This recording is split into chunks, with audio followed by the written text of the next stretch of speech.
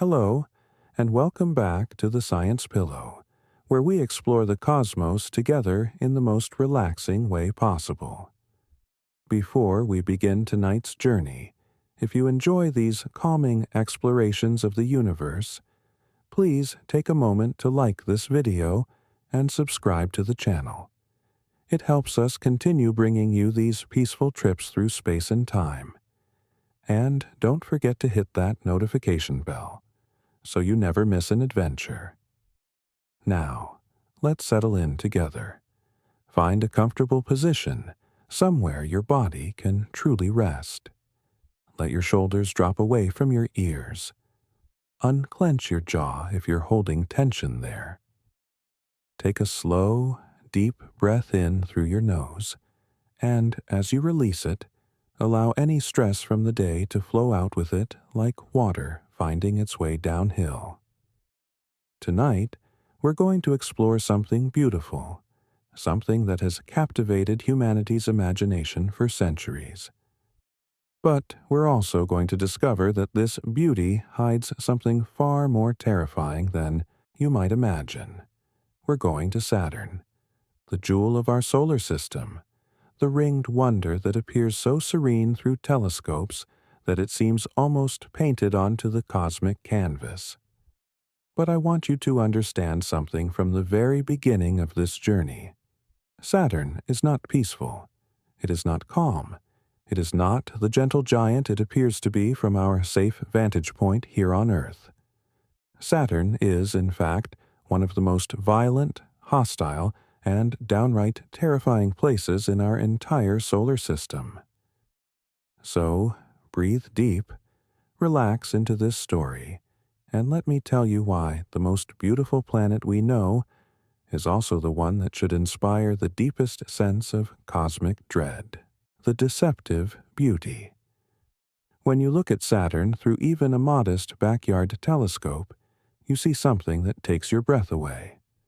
There it sits against the black velvet of space, a pale golden sphere adorned with the most magnificent rings in our entire planetary neighborhood.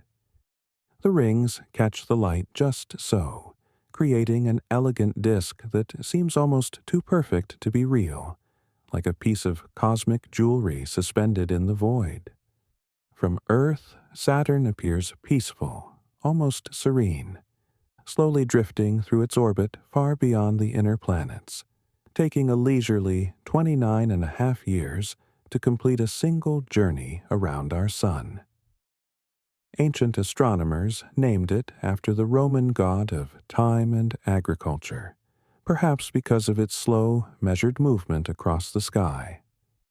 Through the centuries, Saturn has been a source of wonder, inspiration, and beauty. Galileo first glimpsed its rings in 1610, though his primitive telescope couldn't resolve them clearly enough to understand what he was seeing. He thought perhaps Saturn had ears or handles. It wasn't until 1655 that Christian Huygens properly identified the rings for what they were. Since then, Saturn has held a special place in human imagination as the most visually stunning world in our celestial neighborhood. But here's what you need to understand. Every beautiful thing about Saturn that you can see from Earth is a lie. Well, not exactly a lie, but rather a profound illusion created by distance and our inability to perceive what's actually happening nearly 900 million miles away from us. The pale golden hue, that's ammonia crystals in the upper atmosphere, obscuring the violence happening beneath. The rings? They're not a peaceful ornament, but rather millions upon millions of icy chunks ranging from dust particle size to house-sized boulders, all screaming around the planet at thousands of miles per hour in a cosmic demolition derby that's been running for hundreds of millions of years. The apparent calm? It's merely the stillness that comes from being so distant that we can't see the planet-sized storms raging across its surface. Imagine you're not here on Earth anymore. Imagine instead that you're aboard a spacecraft, and you're approaching Saturn. At first, from millions of miles away, the planet looks exactly as it does through a telescope from Earth. Beautiful, ethereal, peaceful. But as you get closer, as you cross the orbit of its outermost moons and begin to truly close in on this gas giant, things start to change. The pale golden sphere begins to reveal subtle patterns. Bands of clouds become visible, arranged in stripes parallel to the equator, though much fainter and harder to see than the bold bands on Jupiter. You might still think this is a quiet world, just waiting for you to arrive and marvel at its beauty up close. But then you get closer still. The patterns in the clouds begin to resolve into something more complex. You start to see swirls, eddies, vast oval-shaped storms. If you've timed your approach just right, or perhaps just wrong, you might see something that makes your blood run cold. A white spot, brilliant and growing, spreading across an entire latitude band like a wound opening in the planet's flesh. This is the Great White Spot, a storm so massive it dwarfs entire continents on Earth, and you're watching it in real time, expanding, churning, wrapping itself around the planet like a noose. Your instruments start picking up radio signals, not the kind of radio you'd hear on Earth, but powerful electromagnetic pulses that make your equipment crackle and pop. These are the sounds of lightning, but lightning unlike anything that exists on Earth. Each flash releases 10,000 times the energy of the strongest lightning bolt ever recorded on our planet. The radio bursts are coming every few seconds, sometimes even faster. A drumbeat of electrical fury that makes Earth's mightiest thunderstorms seem like gentle summer rain by comparison. As you move closer still, the spacecraft's sensors begin to detect the magnetic field. Saturn's magnetosphere extends more than 1,000,000 miles toward the Sun, and even farther in the other direction, stretched by the solar wind like a comet's tail. This magnetic bubble is filled with charged particles racing along field lines at incredible speeds, creating radiation belts that could kill an unshielded human in a matter of hours. Your ship's radiation detectors start clicking more frantically. You're entering a hostile environment, even though you're still hundreds of thousands of miles from the cloud tops. And then you see it. Up near the North Pole, visible now as you approach from an angle that lets you peek down at the planet's northern hemisphere. There's something that shouldn't exist. Something that violates every intuition you have about weather and storms and the natural world. There, swirling in the thin upper atmosphere of this massive world, is a perfect hexagon. Not roughly hexagonal, not hexagon-ish, but an actual geometric shape, each side as straight as if drawn with a ruler, each corner as precise as if rendered by a computer, stretching 14,500 kilometers along each edge. It's larger than Earth, and it's been spinning there, unchanged, for at least 40 years, possibly much longer, possibly for billions of years. This is when the true nature of Saturn reveals itself to you. This is not a peaceful world. This is not a gentle giant. This is a monster wearing a beautiful mask, and you've just pulled the mask away. The hexagonal storm, nature's impossible geometry. Let me tell you about something that should not exist, something so strange that when it was first discovered, scientists thought there must be a mistake. In 1981, the Voyager 1 spacecraft flew past Saturn and took images of the planet's north pole. The images sat in archives for a few years, while scientists processed and analyzed the enormous amount of data the spacecraft had collected. Then, in 1987, a researcher named David Godfrey was piecing together those images when he noticed something absolutely baffling. There, centered on Saturn's north pole, was a hexagonal cloud pattern, a hexagon. 6 perfectly straight sides, 6 precise corners, spinning around the pole like some kind of cosmic gear. The shape was so geometric, so artificial-looking, that Godfrey must have done a double-take. Weather doesn't form geometric shapes. Storms are chaotic. They spiral and swirl and twist, but they don't create straight lines and perfect angles, and yet there it was, undeniable in the data. The discovery was published, and the scientific community was fascinated. But without another spacecraft at Saturn, there was no way to study this phenomenon further. The hexagon slipped into Saturn's long polar night, invisible to Earth-based telescopes as the planet's northern hemisphere tilted away from the sun. Years passed, decades passed, and scientists wondered, was it still there? Had it been a temporary phenomenon? A freak occurrence in Saturn's atmosphere that had come and gone? Then, in 2006, the Cassini spacecraft arrived at Saturn. It had been launched in 1997 and had taken 7 years to make the journey to the ringed planet. Among its many objectives was to study Saturn's atmosphere in unprecedented detail. As the northern hemisphere emerged from its long winter night and sunlight once again illuminated the pole, Cassini's cameras turned their attention northward. And there it was, the hexagon, still there, still spinning, still impossibly perfect after more than 20 years. The scientists realized they were looking at something truly extraordinary. This wasn't a temporary storm or a passing feature. This was a permanent structure in Saturn's atmosphere, something that had persisted for at least a full Saturnian year, probably much longer.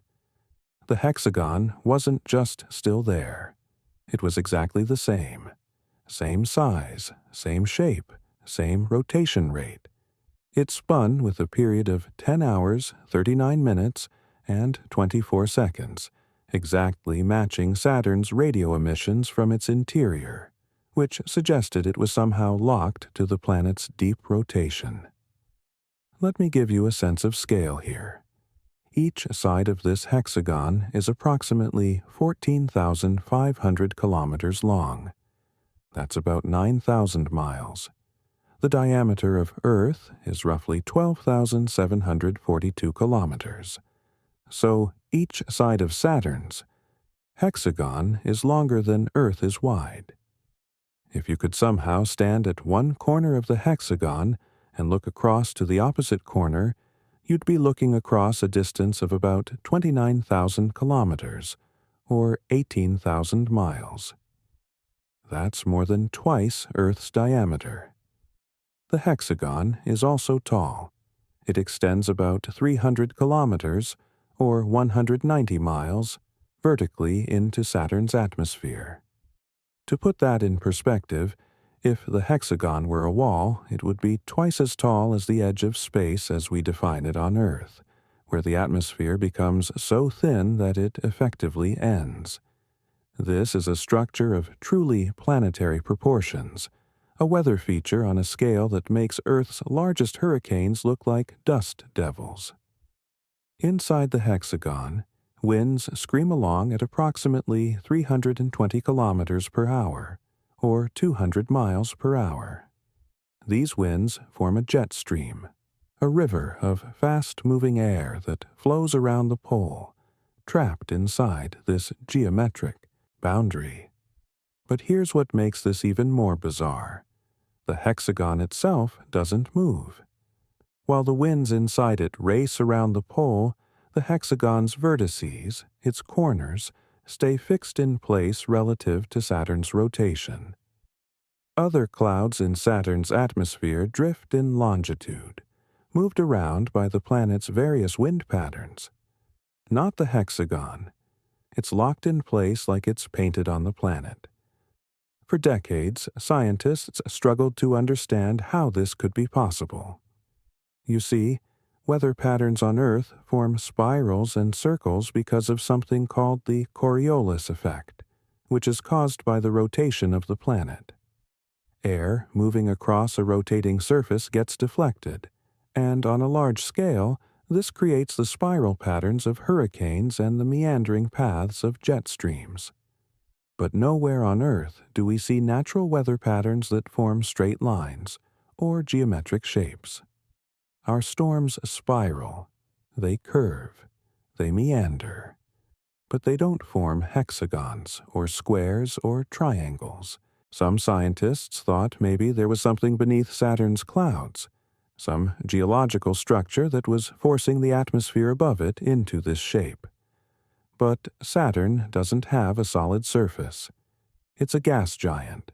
There's nothing beneath those clouds except more atmosphere, getting denser and hotter as you go deeper, until eventually the hydrogen is compressed so much it becomes liquid, and deeper still where it becomes metallic.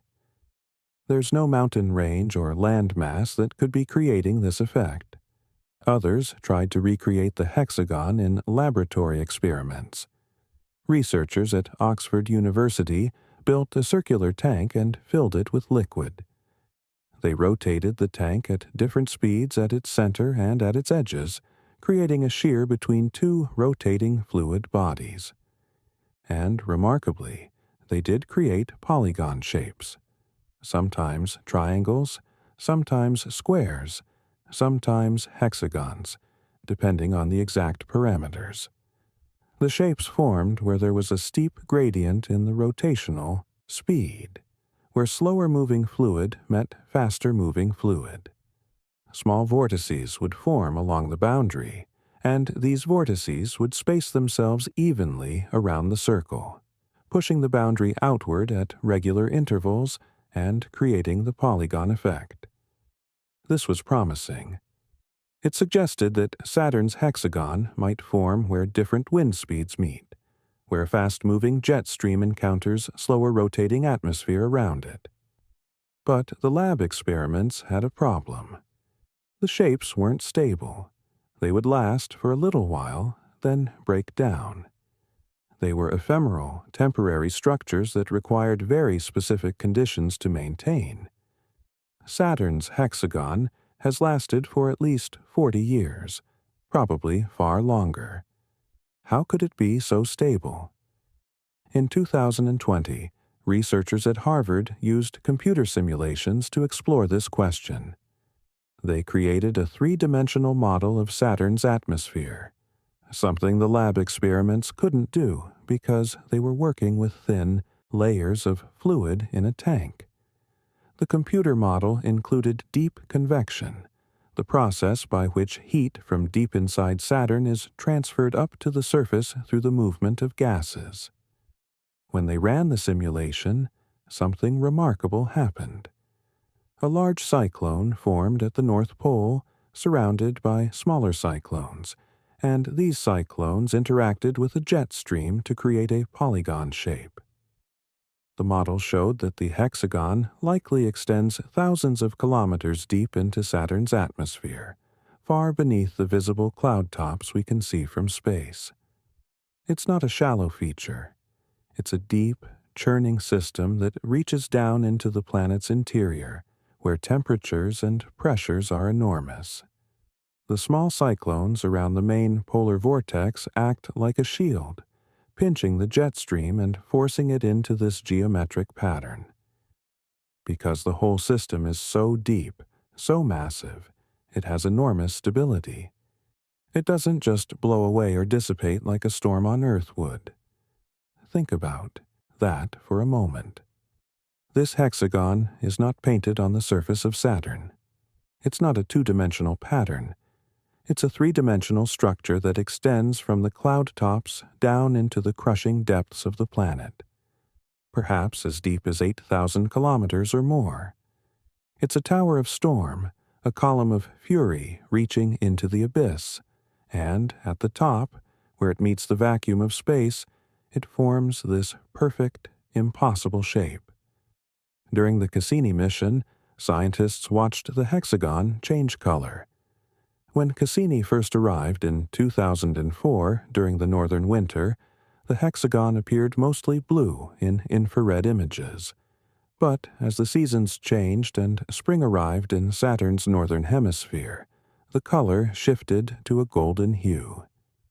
Scientists believe this color change happens because sunlight breaks apart methane molecules in the atmosphere, which then recombine into haze particles similar to smog on Earth.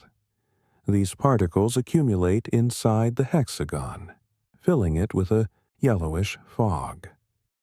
Then, in 2024, the James Webb Space Telescope turned its powerful infrared eyes toward Saturn. What it saw was stunning and deeply mysterious. JWST detected strange dark beads in Saturn's ionosphere, high above the main cloud layer, and these beads seemed to line up with the hexagon below. There were also star-shaped patterns in the stratosphere that appeared to be connected to the hexagon's structure. Scientists were baffled. Here was this 40-plus-year-old mystery revealing new layers of strangeness, suggesting that the hexagon's influence extends even higher into the atmosphere than anyone had realized, perhaps even affecting the planet's aurora. Professor Tom Stallard from Northumbria University, looking at the JWST data, said, "These features were completely unexpected, and, at present, are completely unexplained." Even with all our advanced instruments and computer models, even after decades of studying Saturn, the hexagon remains fundamentally mysterious. What would it be like to see this thing up close? Imagine you're in a spacecraft descending toward Saturn's North Pole. As you approach, the hexagon looms before you, growing larger and larger until it fills your entire field of view.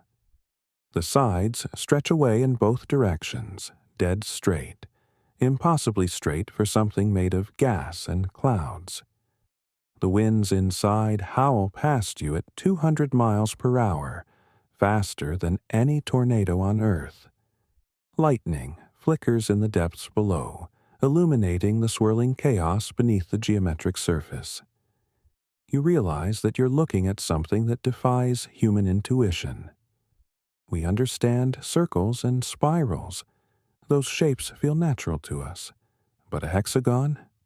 A hexagon feels designed, artificial, wrong. And yet here it is, spinning on Saturn's pole, a monument to the alien nature of weather in the outer solar system. It's been here longer than human civilization. It will be here long after we're gone. It's a permanent fixture of this world, a geometric scar on the face of a planet that operates by rules we're only beginning to understand. The wind engine, Saturn's atmospheric fury. Now let's talk about the winds. Because the hexagon, as terrifying and strange as it is, represents just one feature of Saturn's atmospheric engine. The whole planet is a wind machine, a perpetual motion system of jet streams and hurricanes that makes Earth's weather look gentle by comparison. Near Saturn's equator, winds blow eastward at speeds of approximately 1,100 meters per second. Let me convert that to more familiar units. 1,100 meters per second is 3,960 kilometers per hour, or about 2,460 miles per hour. No, wait, let me recalculate that more carefully. 1,100 meters per second is actually 3,960 kilometers per hour. But different sources give different numbers for Saturn's wind speeds, so let me use the most commonly cited figure from NASA. Winds near Saturn's equator reach speeds of approximately 500 meters per second, which equals 1,800 kilometers per hour, or 1,118 miles per hour. Think about that. 1,100 miles per hour. The fastest wind speed ever recorded on Earth was during a tornado in Oklahoma in 1999, clocked at 318 miles per hour, and that measurement is controversial because it was at the very limits of what the Doppler radar could measure.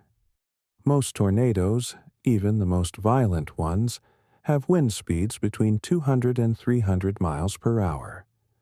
Hurricanes, the largest storm systems on Earth, typically have sustained winds of maybe 100 to 150 miles per hour at their strongest, with gusts occasionally reaching 200 miles per hour in the eye wall of the most intense storms.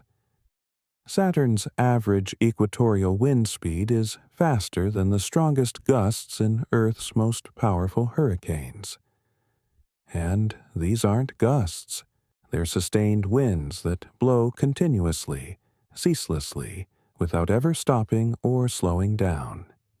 They've been blowing for as long as we've been able to measure them, probably for millions or billions of years. They will continue to blow long after Earth has become uninhabitable. But it gets stranger. On Earth, jet streams are driven by temperature differences and the rotation of the planet. They're powered by the sun's energy hitting different parts of Earth's surface at different angles. The equator gets more sunlight than the poles, creating temperature gradients that drive wind and weather. Earth's fastest jet streamlines might reach 200 miles per hour in the core of the polar jet, and even that is considered extremely fast. On Saturn, you might think the same principle would apply. The planet is farther from the Sun than Earth, receiving much less solar energy per square kilometer. You might expect Saturn's winds to be slower than Earth's, not faster. But Saturn's winds are nearly 6 times faster than Earth's strongest hurricanes. How is that possible? The answer lies inside the planet. Saturn radiates more energy into space than it receives from the Sun, almost 3 times as much. This internal heat source powers the winds in a way that sunlight alone never could. Deep inside Saturn, the planet is hot. Incredibly hot. At the core, temperatures reach approximately 21,000 degrees Fahrenheit, hotter than the surface of the Sun. This heat has to go somewhere, and it rises upward through convection, transferring energy from the interior to the atmosphere. But there's something even more remarkable that the Cassini spacecraft discovered during its final orbits around Saturn. During what NASA called the grand finale, Cassini made 22 dives between Saturn and its innermost ring. These daring orbits took the spacecraft closer to Saturn than any probe had ever been, and they allowed Cassini to make precise measurements of the planet's gravitational field. By tracking how Cassini's trajectory bent and curved in Saturn's gravity well, scientists could map the distribution of mass inside the planet. What they found was shocking. The high-speed winds at Saturn's cloud tops don't slow down as you go deeper into the atmosphere. On Earth, wind speeds decrease rapidly with depth. A hurricane's winds are strongest at the surface and weaken significantly even a few kilometers down. But on Saturn, the winds persist. They extend at least 8,000 kilometers down into the planet's interior, maintaining their speed the entire way. 8,000 kilometers. That's 62% of the distance from the cloud tops to the planet's center. Imagine winds of over 1,000 miles per hour, not just at the surface but continuing down, down, down through layers of increasing pressure and temperature, through regions where the atmosphere gradually transforms from gas to liquid, through zones where the hydrogen begins, to behave in ways we can barely comprehend. These deep winds carry enormous amounts of kinetic energy, and they interact with Saturn's interior in ways that scientists are still trying to understand. On Earth, we talk about the jet stream as if it's a single thing, but really there are several jet streams at different latitudes, snaking around the planet in wavy patterns. They shift and meander, sometimes creating large loops that bring cold Arctic air down into temperate regions, or push warm tropical air northward. They're dynamic and changeable. Saturn has multiple jet streams too, arranged in bands parallel to the equator. But unlike Earth's jets, which blow both eastward and westward depending on latitude, Saturn's jets blow primarily in one direction, from west to east. This is still not entirely understood. The winds should be influenced by the planet's rotation in a way that creates both eastward and westward jets at different latitudes, similar to what we see on Jupiter. For years, scientists thought all of Saturn's jets blew eastward because they weren't sure about the planet's exact rotation rate. Here's where things get weird. You might think measuring a planet's rotation rate would be straightforward. Just watch a surface feature make one full rotation and time it, right? That works for rocky planets like Mars or Earth. But Saturn doesn't have a solid surface. There are no landmarks to track. So scientists tried to use Saturn's magnetic field instead. A planet's magnetic field is generated in its interior and rotates with the planet. So by measuring the rotation of the magnetic field, you should be able to determine the rotation rate of the planet itself. This works perfectly for Earth and Jupiter. But Saturn's magnetic field is almost perfectly aligned with its rotation axis. There's no tilt, no wobble, nothing to use as a reference point. It's like trying to tell how fast a perfectly smooth sphere is spinning when you're looking at it straight on. You can't see any features moving. So for decades, scientists weren't sure exactly how fast Saturn rotates. In 2007, a team of researchers led by Peter Read at Oxford University tackled this problem using atmospheric dynamics. They knew that there's a relationship between wind speed and something called potential vorticity, which is a measure of spin in the atmosphere. By combining data on cloud movement with temperature measurements, they calculated that Saturn's day is 10 hours, 34 minutes, and 24 seconds. This was faster than previous estimates, which means Saturn is spinning faster than scientists thought.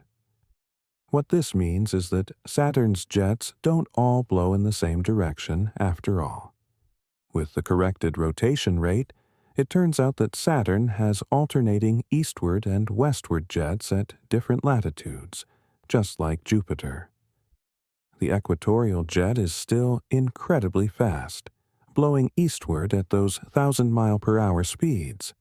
But there are westward jets at other latitudes, creating a complex pattern of wind bands that girdle the planet.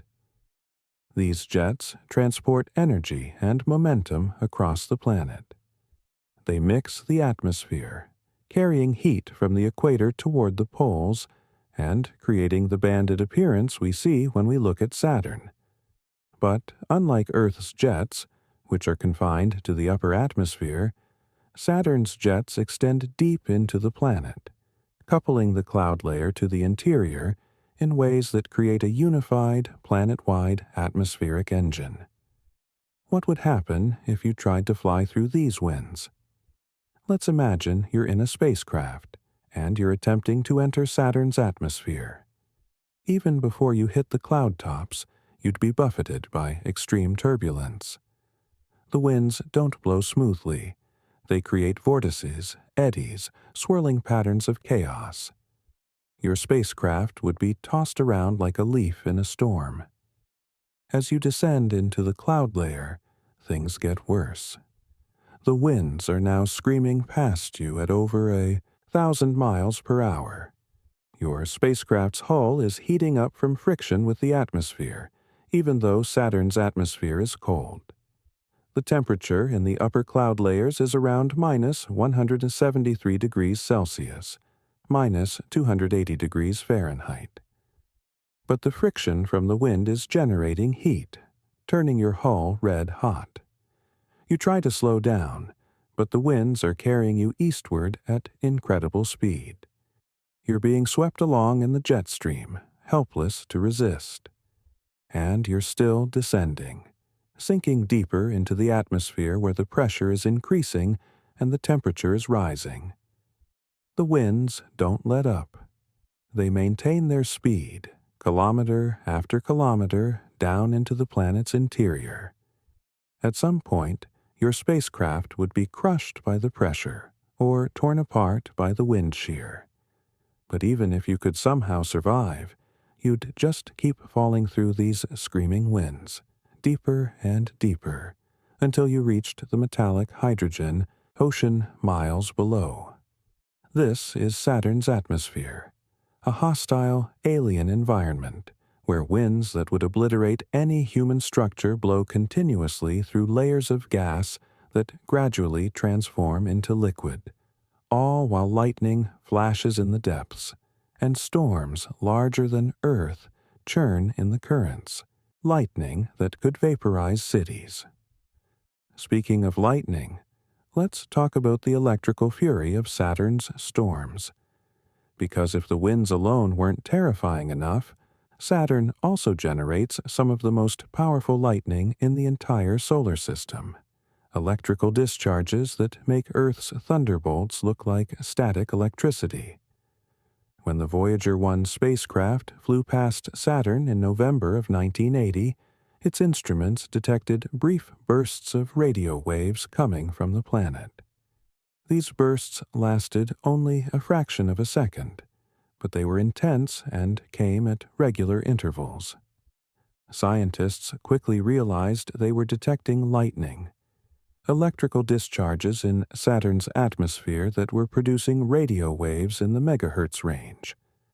They called these bursts Saturn electrostatic discharges, or SEDs for short. At first, it wasn't clear whether these SEDs were coming from the atmosphere or from the rings. Some scientists thought maybe the rings were generating static, electricity as the icy particles collided with each other. But later observations made it clear that the SEDs were definitely coming from storms in the atmosphere. Convective systems where warm, moist air was rising and creating the same kind of charge separation that produces lightning on Earth.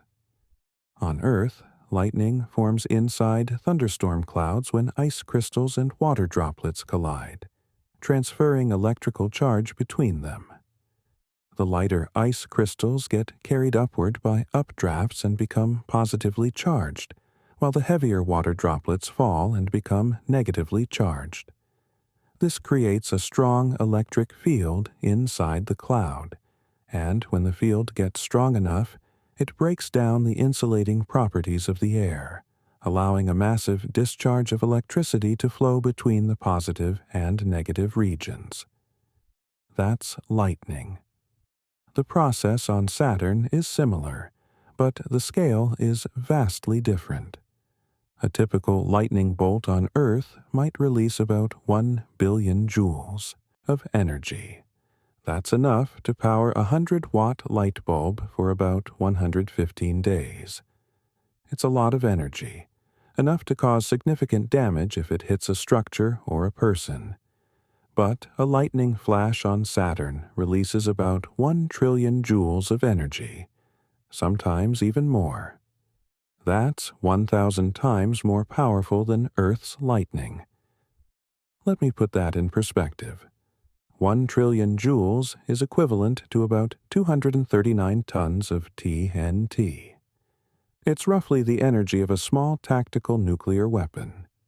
Each lightning flash on Saturn is like a nuclear explosion going off in the atmosphere, releasing a pulse of energy that would vaporize anything nearby. These lightning flashes last about 70 milliseconds, and they illuminate cloud regions about 200 kilometers in diameter. That's 124 miles. When lightning strikes on Earth, you might see the flash illuminate a few square miles of cloud. On Saturn, a single lightning flash lights up an area larger than the state of Pennsylvania. The storms that produce this lightning are called Saturn electrostatic discharge storms, and they can last for months at a time. In November of 2007, Cassini's instruments detected a storm that persisted for more than 5 months, longer than any electrical storm ever observed on Saturn before.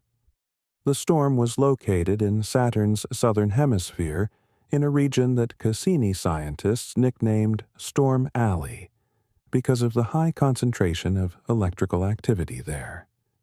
During this storm, radio pulses were detected every few seconds, each one representing a lightning flash somewhere in the storm system. Even when the storm was over the horizon and couldn't be seen directly by Cassini's cameras, the radio waves could still be detected because they would bounce off Saturn's ionosphere and travel over the horizon, a phenomenon scientists call over-the-horizon detection.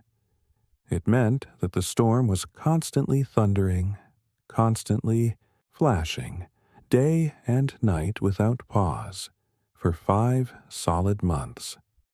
At the peak of this storm's activity, lightning was flashing several times per second.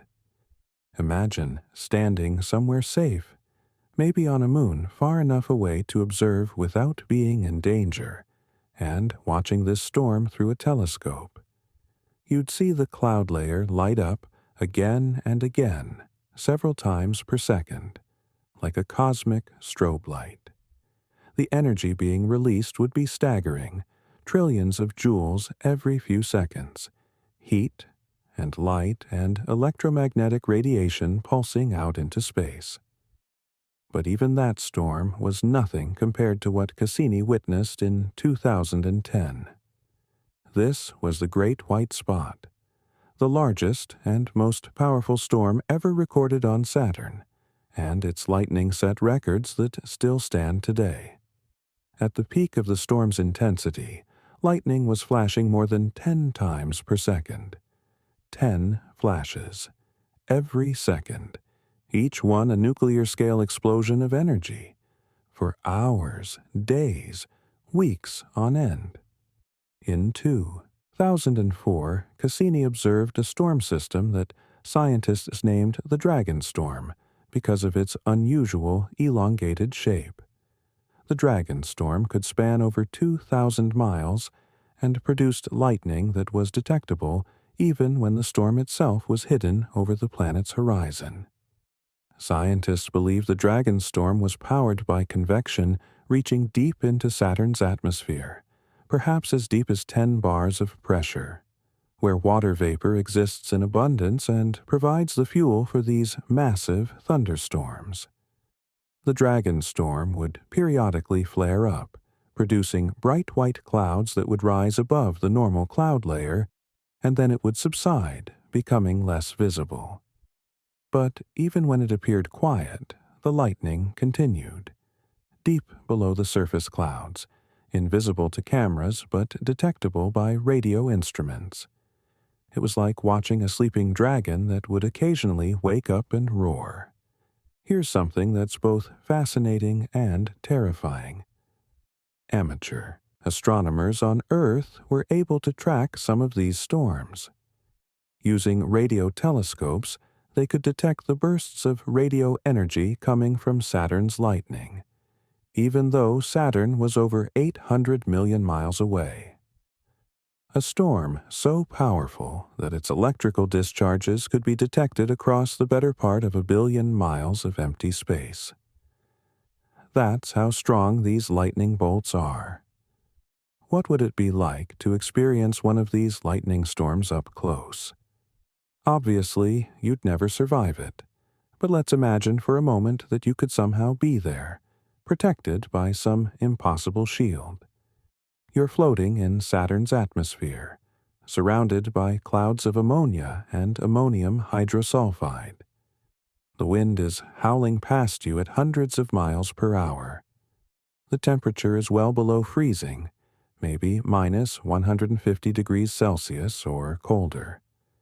Then you see it, a flash of light, brilliant white, lighting up the entire cloud deck around you. The light is so bright it would blind you instantly if you were looking at it with unprotected eyes. The flash only lasts a fraction of a second, but in that instant you can see the structure of the clouds around you, towering thunderheads rising up into the thin upper atmosphere. Anvil shapes spreading out at the top where the updrafts can't push any higher.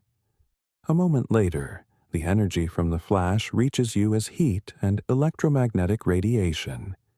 You feel a pulse of warmth even through your impossible shield. Then another flash, and another, 10 times per second, turning the dark cloud deck into a flickering nightmare of light and shadow. And the sound, if sound could travel in this thin atmosphere, would be a continuous roar, a thunderclap that never ends because the next lightning strike comes before the previous one has finished echoing. This goes on for months. The storm doesn't blow itself out in a few hours like a thunderstorm on Earth. It doesn't run out of energy or disperse. It just keeps going, fed by heat from the planet's interior, driven by convection that reaches hundreds of kilometers down into the dense atmosphere below. It's a monster that feeds on Saturn's own heat, growing fat on the temperature difference between the warm interior and the cold upper atmosphere. And here's the thing. There can be multiple storms happening at once. During the Cassini mission, scientists observed that usually only one major storm was active at a time, and these storms tended to occur at similar latitudes, around 35 degrees south. But smaller storms can occur elsewhere, and when the Great White Spot erupted in 2010, it showed that Saturn's atmosphere can support truly monstrous storm systems that dwarf anything we've ever seen on our own planet. The lightning on Saturn tells us something important about the planet's interior structure. The fact that these storms can generate such powerful electrical discharges means there must be abundant water deep in the atmosphere. Water ice particles are excellent at generating charge separation in storms. The presence of water-based convection, the kind of thunderstorm mechanism we're familiar with on Earth, shows that despite being a hydrogen-helium giant, Saturn has Earth-like weather processes happening in its lower atmosphere, just scaled up to planetary proportions and powered by heat from the interior rather than sunlight from above. The Great White Spot. Planetary-Scale Catastrophe. Now we need to talk about the Great White Spot in detail, because this storm system represents Saturn at its most terrifying. It's a phenomenon that occurs roughly once every 30 Earth years, once per Saturn year, when the planet's northern hemisphere tilts most toward the Sun. And when it happens, it transforms a significant portion of Saturn's face into a churning white mass of clouds that can wrap around the entire planet. The first confirmed observation of a great white spot was in 1876, when astronomer Asaph Hall spotted a prominent white patch on Saturn through his telescope. He used this spot to calculate Saturn's rotation period, tracking how long it took the spot to make one complete circuit around the planet. Since then, great white spots have been observed in 1903, 1933, 1960, 1990, and most recently in 2010. Each of these storms shares common characteristics. They start as a relatively small white spot, perhaps a few hundred miles across. But unlike storms on Earth that grow and then fade over the course of days or weeks, great white spots explode in size. They grow rapidly, expanding both in latitude and longitude, spreading across the planet's face like an infection. The 2010 Great White Spot was observed in unprecedented detail because Cassini was in orbit around Saturn at the time. On December 5, 2010, amateur astronomer Anthony Wesley spotted a small white feature in Saturn's northern hemisphere. He reported it to professional astronomers, and within days, Cassini's instruments had locked onto it. What they saw was a storm in its early stages, but growing fast. When the storm was first spotted, it measured about 800 miles north to south and 1,600 miles east to west. That's already larger than most hurricanes on Earth. But 3 weeks later, on December 24th, the storm had grown to about 6,000 miles north to south and 11,000 miles east to west. In just 3 weeks, it had expanded to roughly the diameter of Earth. And it didn't stop there. The storm developed a head, a bright, complex region where convection was most intense, where warm air was rising from deep in the atmosphere and punching through the upper cloud layers. Behind this head stretched a tail, a wake of disturbed clouds that extended eastward, wrapped around the planet by Saturn's fierce winds. Within a few more weeks, this tail had extended all the way around Saturn, encircling the entire planet. The storm had created a planetary-scale disturbance, a band of white clouds that completely encircled the globe. At its peak, the storm affected a latitude range from about 25 degrees north to 48 degrees north, a band spanning thousands of miles in width. The head of the storm alone was 10,000 kilometers across, about 6,200 miles. If a similar storm occurred on Earth, it would blanket the entire continental United States from coast to coast and stretch from the Canadian border down to Mexico. The energy output of this storm was mind-boggling. Scientists calculated that the total energy being released by the storm was equivalent to all the energy Earth receives from the Sun in an entire year. Not the energy one country receives, or one continent. The entire planet's annual solar energy budget, all being released by a single storm on Saturn.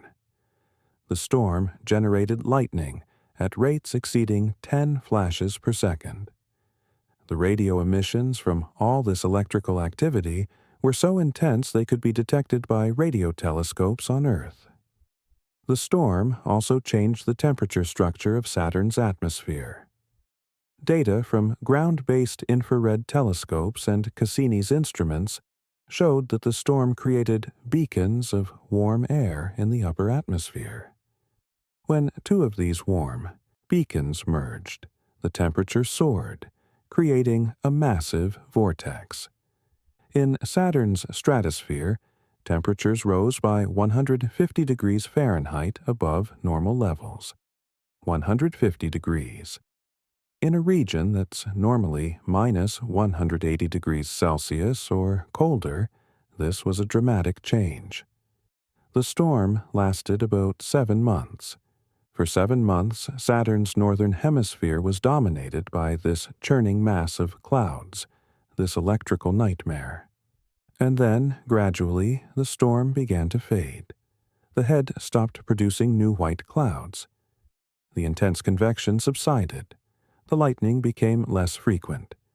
But even after the visible aspects of the storm had died down, its effects lingered. In 2012, almost a year after the visible storm had ended, NASA's infrared telescope on Mauna Kea in Hawaii detected a belch of heat emerging from the storm region. 2 hotspots in the stratosphere merged and released a blast of heat and ethylene gas. It was like the storm was having one final gasp, releasing pent-up energy that had been building in the stratosphere during all those months of intense activity. Scientists studying the Great White Spot discovered that it likely starts deep in the atmosphere, around 10 bars of pressure where water vapor exists. At this depth, the temperature and pressure conditions allow water vapor to condense into ice, and this is where the storm's energy comes from. As water vapor rises and condenses, it releases latent heat, the same process that drives hurricanes on Earth. This latent heat warms the air, making it more buoyant, causing it to rise faster, which brings up more water vapor, which condenses and releases more heat. It's a runaway feedback process. The storm punches upward through the cloud layers, first through the water ice cloud deck, then through the ammonium hydrosulfide layer, then through the ammonia ice clouds at the top.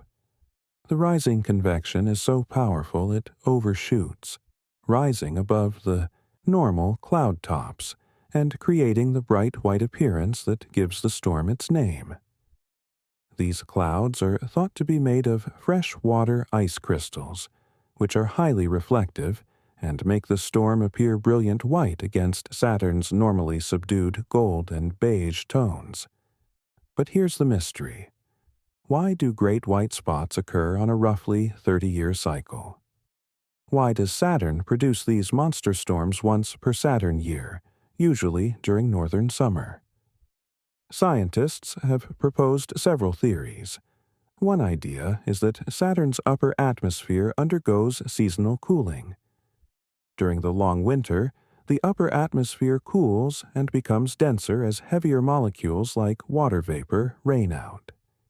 Eventually, this cooling overrides the normal suppression of convection, and suddenly warm, moist air from below can break through to the surface. The result is an explosive outbreak of storms. Another theory suggests that energy is somehow being stored deep in Saturn's atmosphere during the years, between great white spots.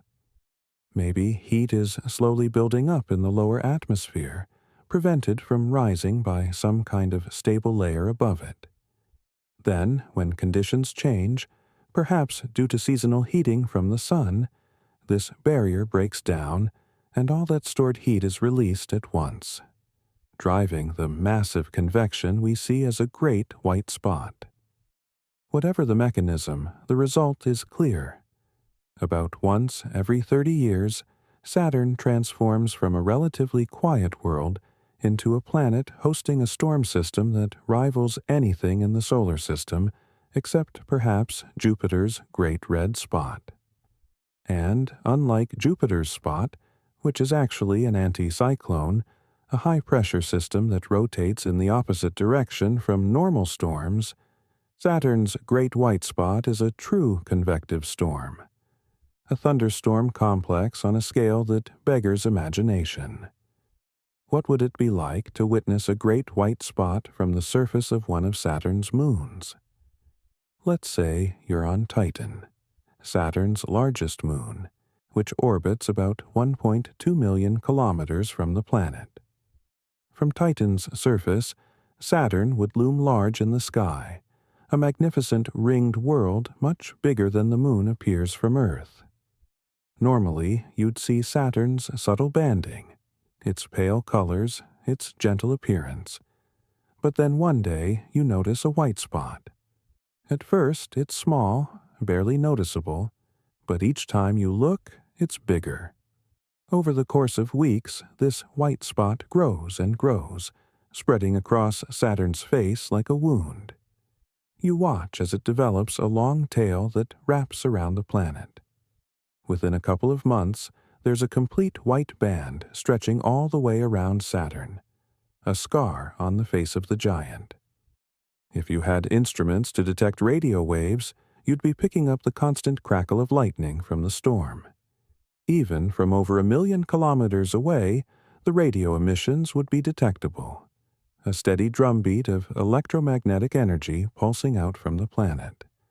And if you could somehow measure the infrared radiation, you'd see hotspots forming in Saturn's stratosphere, vast regions where the temperature has spiked far above normal. This would go on for months. Every day you'd look up and see this white band wrapping around Saturn, this constant reminder of the violence happening in the planet's atmosphere. And then, gradually, over the course of more weeks, you'd watch it fade, the white clouds mixing and dispersing until, finally, Saturn looked normal again. But knowing what you know now, you'd understand that this isn't truly normal. This is just the quiet period. Saturn is gathering its strength, storing energy, waiting. In another 30 years, maybe less, maybe more, it will happen again. The planet will erupt it in fury once more, and another great white spot will bloom on its surface, a testament to the barely contained violence that exists in the atmosphere of this beautiful, terrible world, the Interior Inferno.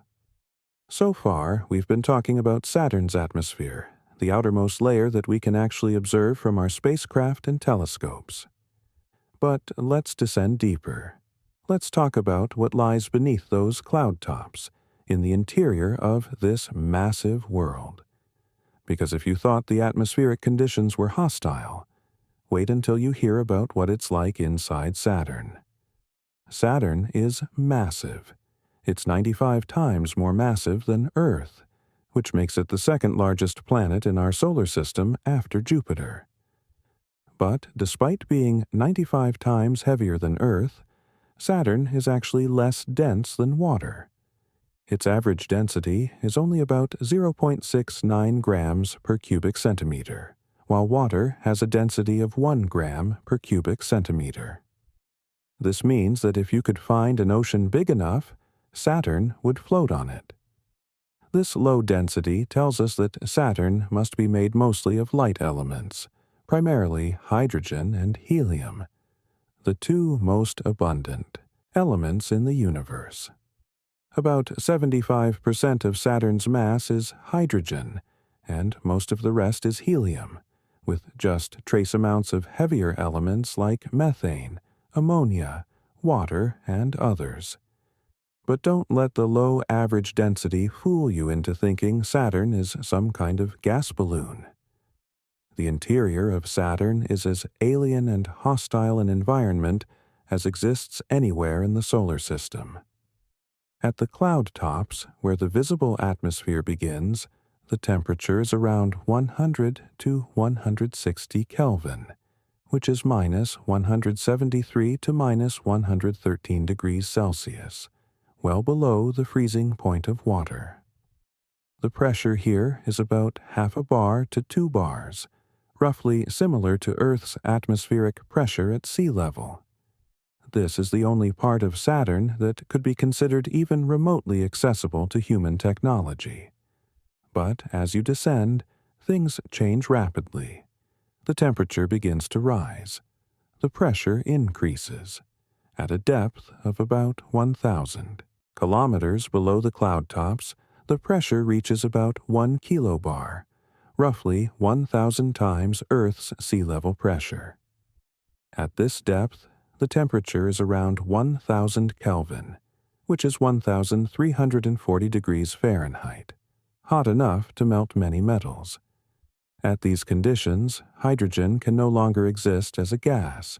It's forced into a liquid state by the immense pressure. But this isn't a sharp transition. There's no surface where the gas suddenly becomes liquid. Instead, there's a gradual change as you go deeper. The hydrogen becomes denser and denser, behaving less like a gas and more like a fluid, until at some depth you'd have to call it a liquid, even though there's no clear boundary where the change happened. Keep descending. At about 20,000 kilometers depth, about 1/3 of the way to Saturn's center, the pressure reaches 1 megabar, 1 million times Earth's atmospheric pressure. The temperature here is around 6,000 Kelvin, about 10,300 degrees Fahrenheit. At these extreme conditions, something remarkable happens to hydrogen. It undergoes a phase transition and becomes metallic hydrogen. Metallic hydrogen is one of the most exotic states of matter in the universe. Under normal conditions, hydrogen is an insulating gas made of molecules containing 2 hydrogen atoms bonded together. But under sufficient pressure and temperature, The molecules are squeezed so tightly that the electrons are stripped away from their parent atoms. The freed electrons can move around freely, making the hydrogen electrically conductive like a metal. It flows like a liquid metal, something like mercury or molten sodium, but it's still fundamentally hydrogen, the lightest and simplest element. The ocean of metallic hydrogen inside Saturn is immense. It extends from about 20,000 kilometers depth all the way down to perhaps 50,000 kilometers or more, nearly to the planet's core. This ocean is thousands of kilometers thick, and it's in constant motion, churning and convecting as heat from the interior rises toward the surface. The movement of this electrically conductive fluid generates Saturn's magnetic field, the same way Earth's molten iron outer core generates our planet's magnetic field. The temperature and pressure continue to rise as you descend through the metallic hydrogen ocean. By the time you're approaching Saturn's core, the temperature might be as high as 15,000 to 21,000 degrees Fahrenheit. That's hotter than the surface of the Sun, which is about 10,000 degrees Fahrenheit. The pressure might be as high as 3 million times Earth's atmospheric pressure or more. At these conditions, matter behaves in ways that are difficult even for physicists to calculate. At the very center of Saturn lies the core, a dense ball of rock and ice. I say ice, but at the temperatures and pressures inside Saturn, this ice bears no resemblance to the ice cubes in your freezer. It's made of water, methane, ammonia, and other compounds that we think of as ices in the cold outer solar system. But inside Saturn's core, they're compressed into exotic high-pressure forms that we can barely recreate in laboratories on Earth. The core is thought to be about 10 to 15 times the mass of Earth, maybe more. It's similar in composition to the rocky planets like Earth and Venus, made of silicate rock and iron, but compressed to incredible densities by the weight of all the hydrogen and helium piled on top of it. The core is probably partially liquid, maybe partially solid, but these terms almost lose their meaning at such extreme conditions. It's a hot, dense ball of heavy elements buried at the heart of a hydrogen giant. Now, imagine you're descending through Saturn in an impossibly strong spacecraft, one that can withstand any pressure and temperature. You start at the cloud tops, where the temperature is below freezing and the pressure is normal. You're in a gas giant, after all, so there's no surface to land on. You just keep falling. As you descend, the atmosphere grows thicker around you. The pressure on your hull increases, 100 times Earth pressure, 1,000 times, 10,000 times. The hydrogen around you is compressed into a supercritical fluid, neither quite gas nor quite liquid, but something in between. Your ship is bathed in electromagnetic radiation from the lightning storms around you. Temperature readings are climbing. 100 degrees Celsius, 500 degrees, 1,000 degrees. You pass through the cloud layers. First, the ammonia ice clouds, then the ammonium hydrosulfide clouds, then the water ice clouds. Below the water clouds, the atmosphere is relatively clear, a soupy mixture of hydrogen and helium getting denser with every kilometer you descend. The light from above is long gone. You're in total darkness except for your ship's lights and the occasional flash of lightning from storms above, 1,000 kilometers down, 2,000, 5,000. The pressure is now 100,000 times Earth's atmosphere. The temperature is over 1,000 degrees Celsius. The hydrogen around you is liquid, pressing against your hull with unimaginable force. Every cubic centimeter of your ship's surface is being pushed with a force equivalent to a small car sitting on it. 10,000 kilometers down. 20,000. The pressure is now over 1,000,000 times Earth's atmosphere. The temperature is approaching 6,000 degrees.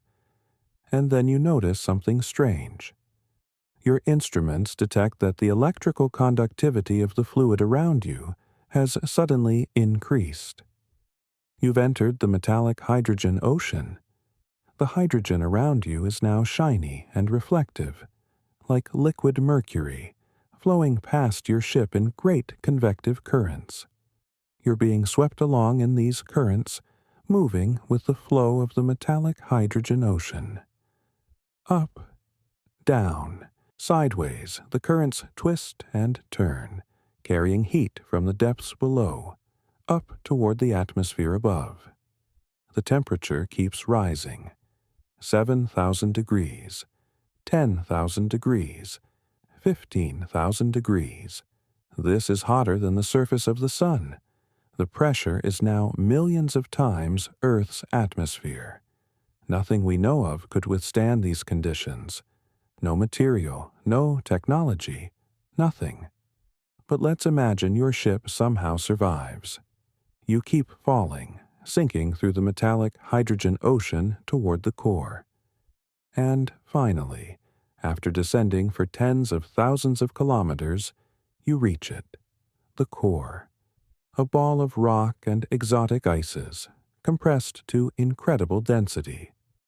You've reached the heart of Saturn, a place where the temperature exceeds 20,000 degrees Fahrenheit, and the pressure is beyond anything we can properly measure or even comprehend. And here's the terrifying truth. There's no escape. If you were actually in this situation, there would be no way to turn around and rise back to the surface. The pressure above you would prevent any movement upward. You'd be trapped, forever entombed in the depths of this giant world, in conditions that would vaporize and crush anything we could ever build. This is the interior of Saturn. Not a gas balloon, not a gentle giant, but a pressure cooker of exotic matter in states that don't exist anywhere on Earth. A place where hydrogen turns metallic, where temperatures exceed the surface of the sun, where the pressure would crush a mountain into a marble. And all of this is generating the energy that powers the storms above, the heat that drives the winds, the convection that creates the weather patterns we see from space. Saturn isn't peaceful. It's a furnace wrapped in a wind machine, wearing a beautiful mask of clouds and rings. And now that we've looked inside, we can never unsee what's really there. Radiation belts and magnetic dangers. As if the atmospheric and internal conditions weren't bad enough, Saturn has another lethal feature: its magnetosphere and radiation belts. These invisible death zones surround the planet, making any approach to Saturn or its inner moons extremely dangerous. Saturn's magnetic field is generated by the movement of electrically conductive metallic hydrogen in its interior. As this ocean of metallic hydrogen churns and convects, it creates electric currents, and those currents generate a magnetic field. The field extends far out into space, creating a protective bubble called the magnetosphere that shields Saturn from the solar wind, the stream of charged particles constantly flowing out from the sun. The magnetosphere extends about 1,000,000 kilometers toward the sun, and even farther in the other direction, stretched out by the solar wind like a comet's tail.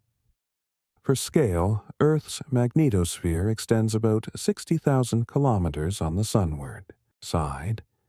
Saturn's magnetosphere is roughly 16 times larger than Earth's, though it's much smaller than Jupiter's, which is the largest magnetosphere in the solar system.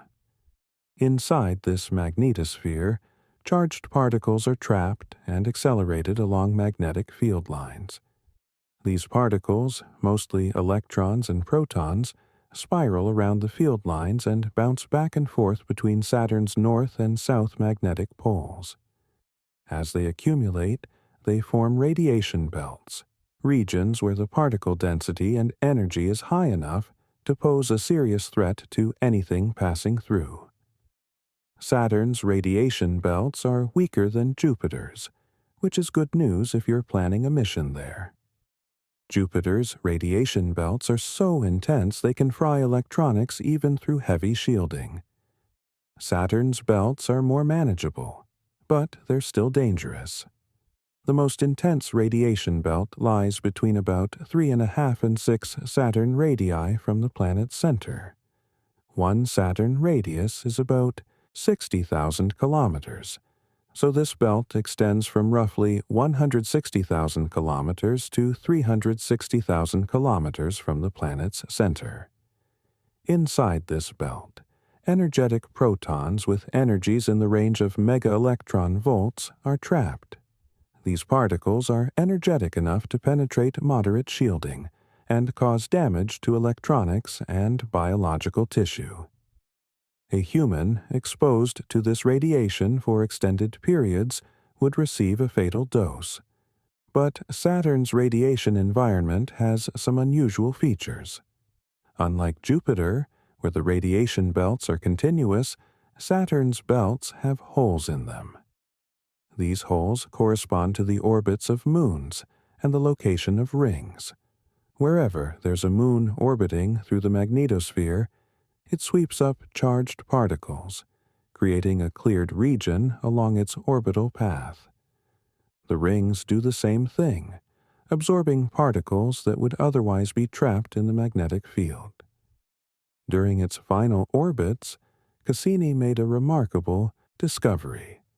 Between Saturn's innermost ring, the D ring, and the planet's atmosphere, there's another radiation belt that had never been detected before. This belt consists of very energetic protons, some with energies exceeding 25 mega-electron volts. These protons are created through a process called cosmic ray albedo neutron decay, or CRAND for short. Here's how it works.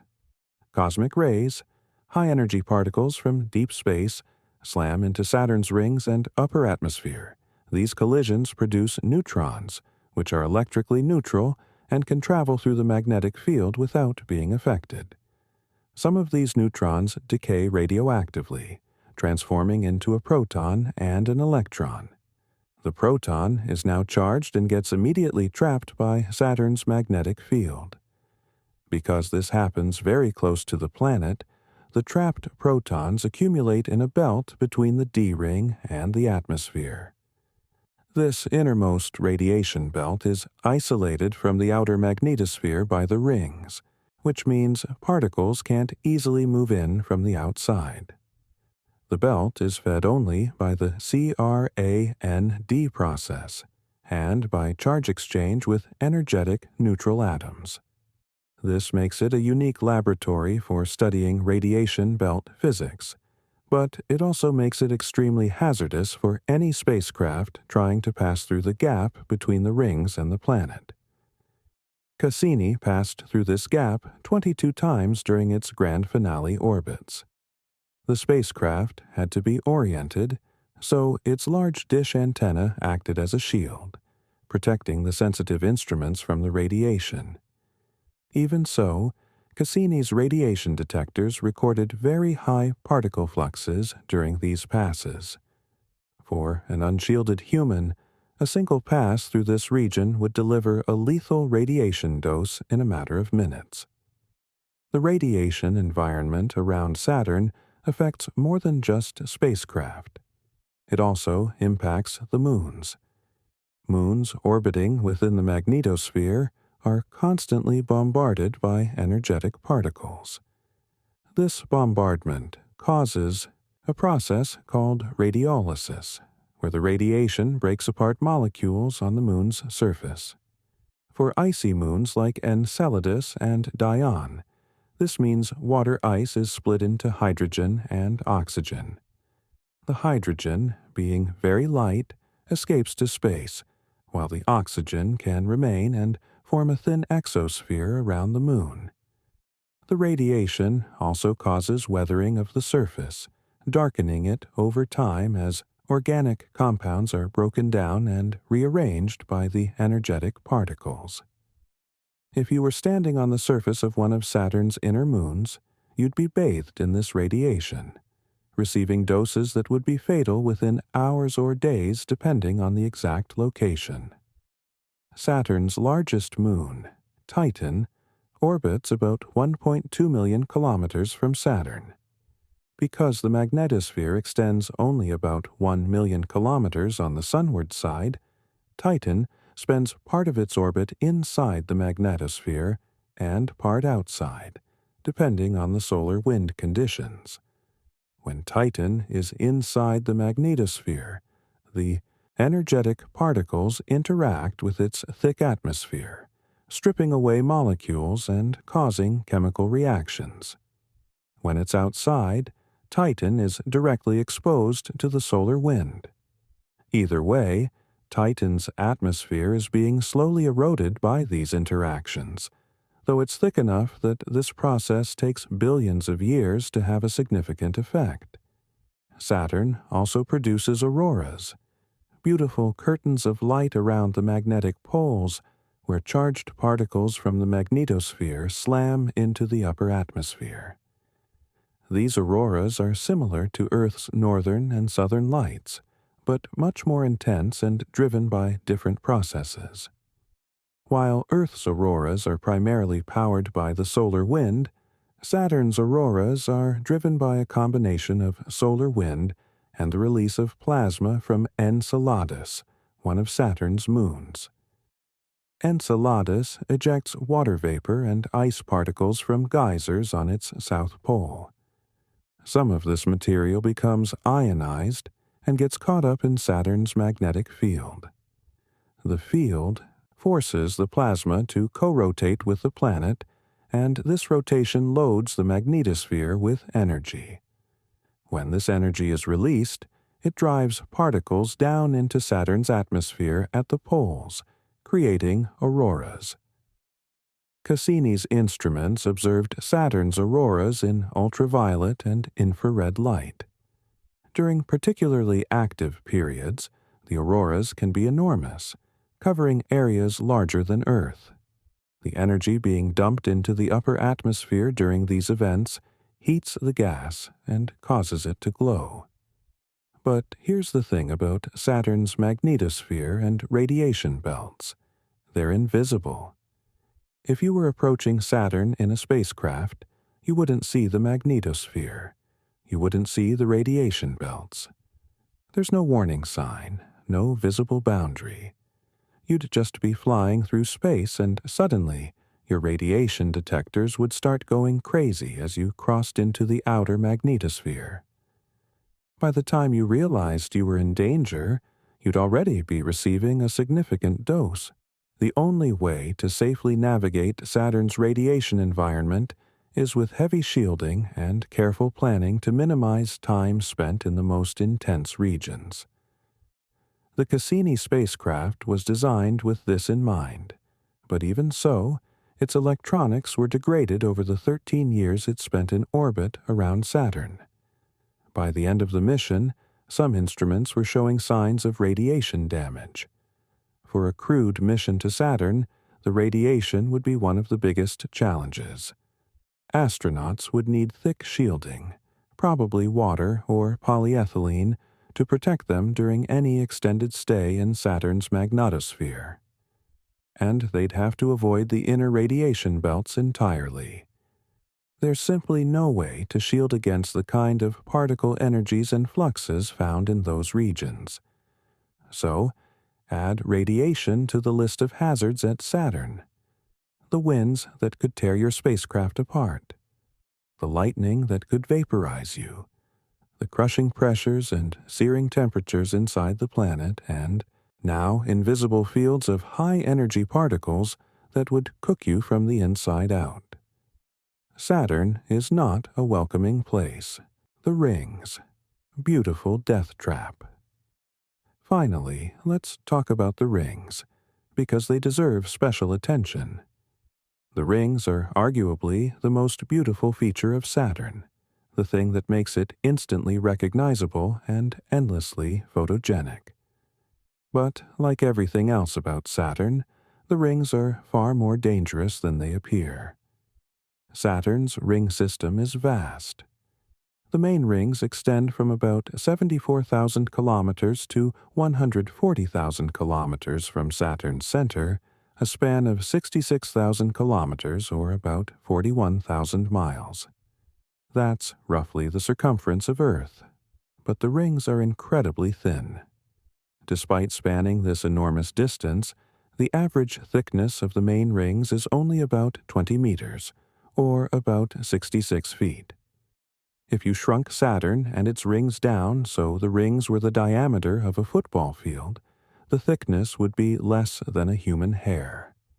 The rings are made of billions upon billions of particles, mostly water ice, with some rocky material mixed in.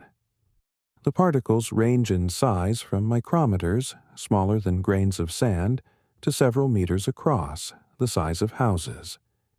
Most particles are thought to be somewhere in the middle range, maybe a few centimeters to a few meters in diameter. Each particle is its own miniature moon, orbiting Saturn independently, according to the laws of gravity and orbital mechanics. The rings are labeled with letters in order of their discovery, not their distance from Saturn. Moving outward from the planet, you have the D ring, very faint and close to the planet. The C ring, also called the crepe ring because of its gauzy appearance. The B ring, the brightest and most massive ring.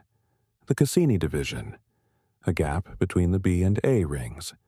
The A ring, also quite bright. The F ring, thin and kinked. The G ring, very faint. And the E ring, extremely diffuse and fed by particles from Enceladus. The total mass of the ring system is not precisely known but is estimated to be about 40% the mass of Saturn's moon Mimas, which itself is about 335 times less massive than Earth's moon. So the rings contain a lot of material, but it's spread out over an enormous area, making the rings overall quite tenuous except in the densest parts of the B ring. Despite being thin and made of small particles, the rings are not peaceful or static. They are a chaotic environment where particles are constantly colliding, breaking apart, and reorganizing. The particles orbit Saturn at speeds determined by their distance from the planet. Closer to Saturn, the orbital speed is faster. Farther out, it's slower. This means that particles at different distances are moving at different speeds relative to each other. In the A ring, particles orbit at about 17 kilometers per second, or about 38,000 miles per hour. In the B ring, slightly closer to Saturn, the speed might be 18 or 19 kilometers per second. These sound similar, but remember that particles at different distances from Saturn are on different orbits, so they're not moving together. They're constantly overtaking each other, crossing paths, and sometimes colliding. When ring particles collide, it's not gentle. Even a small particle moving at several hundred meters per second relative to another particle can cause significant damage. Larger particles break apart into smaller ones. Smaller particles sometimes stick together to form larger ones. It's a constant process of grinding and shattering and aggregating, and it's been going on for as long as the rings have existed, which might be billions of years, or might be only a few 100 million years. Scientists still aren't entirely sure. The rings also contain structures that we don't fully understand. There are gaps in the rings where moons orbit, cleared by the gravitational influence of those moons. There are density waves, spiral patterns where particles bunch up, caused by gravitational resonances with distant moons.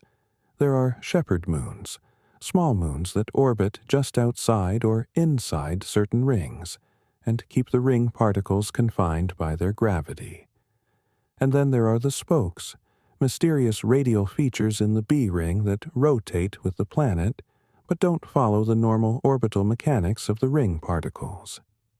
The spokes appear dark in backscattered light, but bright in forward-scattered light, which suggests they're made of tiny dust particles, probably less than a micrometer in size.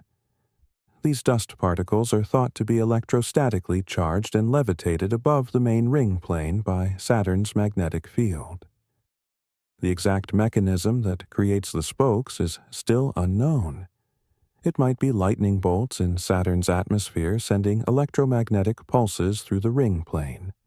Or it might be micrometeorite impacts kicking up charged dust.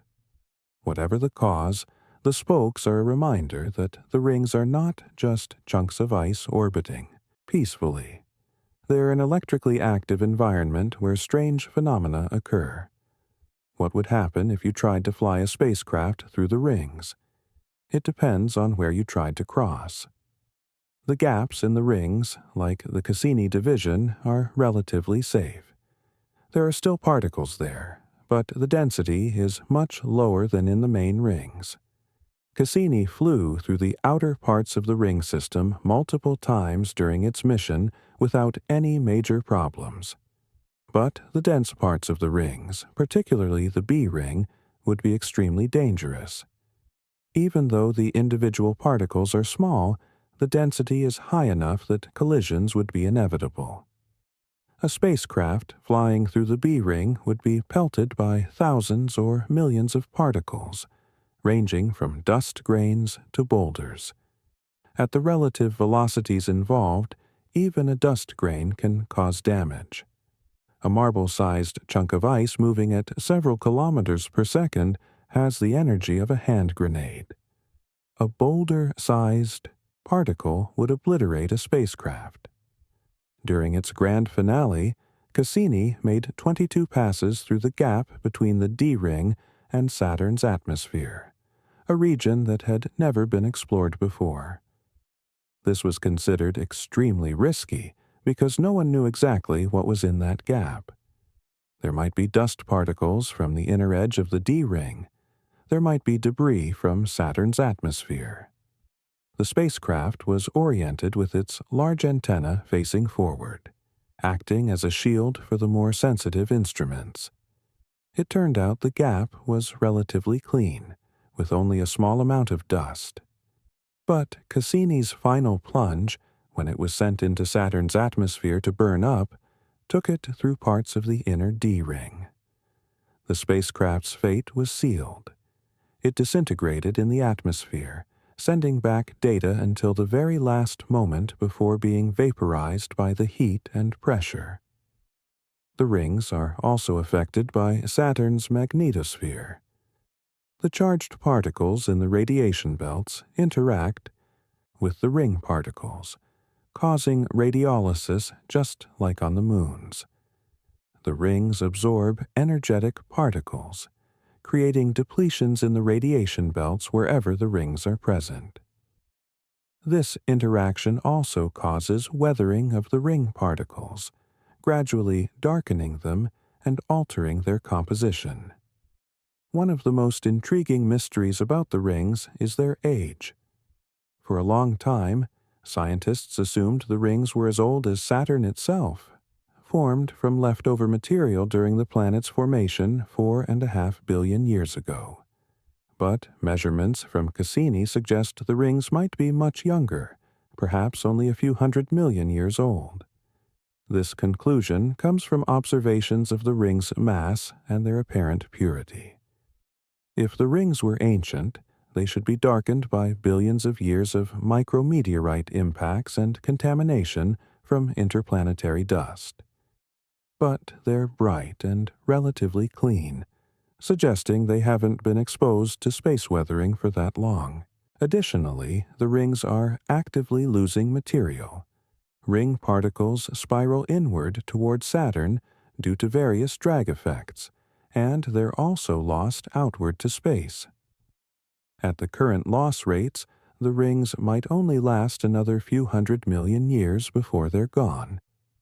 This raises the fascinating possibility that we're living at a special time in cosmic history, a time when Saturn happens to have spectacular rings. A few 100 million years in the past, Saturn might have looked different, maybe with smaller rings or no rings at all. A few 100 million years in the future, the rings might be gone, leaving Saturn as a ringless world like Jupiter or Neptune.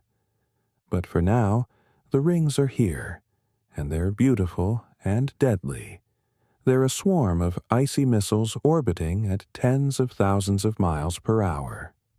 They're an electrically charged environment where mysterious spokes appear and disappear. They're a graveyard for micrometeorites and a source of plasma for the magnetosphere. They're a monument to violence masquerading as elegance. The rings are the perfect metaphor for Saturn itself. From a distance, they're the most beautiful thing in the solar system, but up close, they're a reminder that beauty and danger often go hand in hand in nature. Conclusion.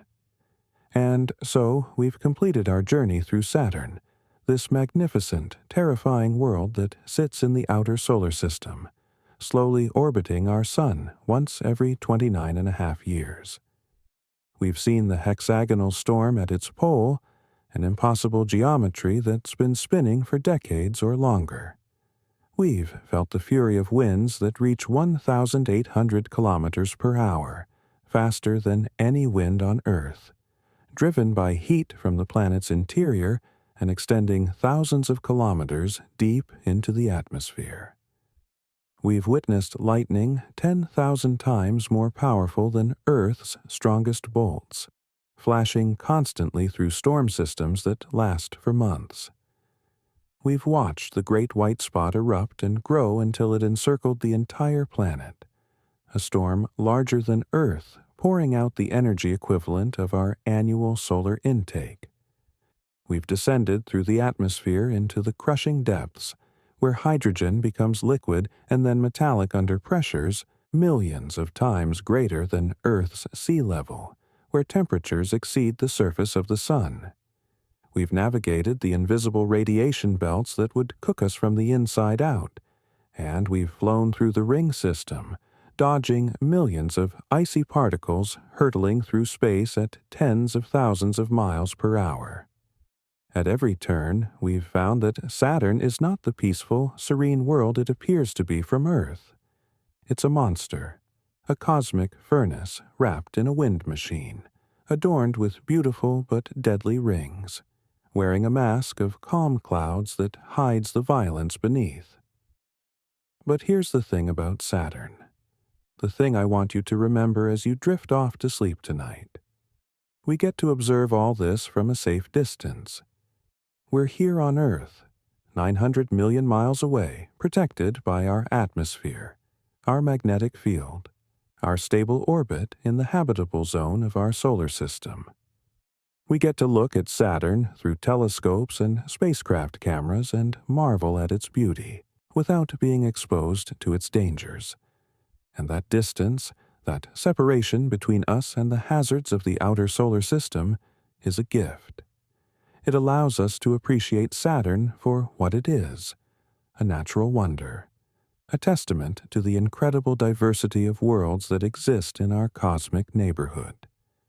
It's a reminder that the universe is full of places that are hostile to life as we know it, places where the conditions are so extreme they challenge our understanding of physics and chemistry and meteorology. Saturn teaches us about the sublime in nature, that special feeling we get when confronted with something so vast and powerful and beautiful that it inspires both wonder and terror in equal measure. The philosophers of the 18th and 19th centuries wrote about the sublime, about how experiencing towering mountains or raging storms or vast oceans could make us feel small and insignificant, but also connected to something greater than ourselves. Saturn embodies that sublime perfectly, It's beautiful enough to take your breath away, with its golden hue and magnificent rings and the subtle patterns in its atmosphere. But it's also terrifying, with its planet-wrapping storms and hexagonal polar vortex and lightning that could vaporize cities and interior temperatures hotter than the sun's surface. It's a reminder that nature operates on scales and in ways that dwarf human experience, that the universe doesn't care about our comfort or our survival, that there are forces out there so powerful they make our mightiest technologies seem like children's toys. But this knowledge, this understanding of Saturn's true nature, makes it even more precious to us.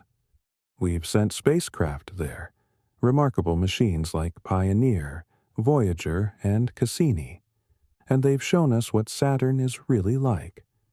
They've revealed the hexagon and the storms and the radiation belts and the rings up close. They've taught us that Saturn is not what it seems, and in doing so, they've made it more interesting, more worthy of study and contemplation.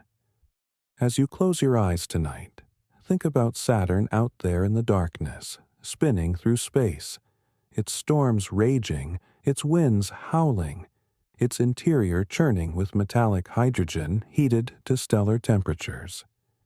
Think about how it's been doing this for billions of years, long before Earth formed, long before life appeared on our planet, long before humans evolved to look up at the night sky and wonder about those bright points of light.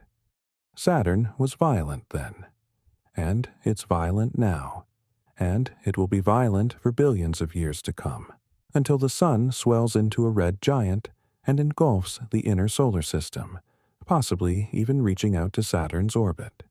And even then, Saturn might survive, its atmosphere stripped away by the dying sun's radiation, its core exposed to space, but still there, still orbiting, a silent testament to the endurance of planetary bodies. But for now, Saturn is the jewel of our solar system, the ringed wonder, the gas giant with secrets we're only beginning to unravel.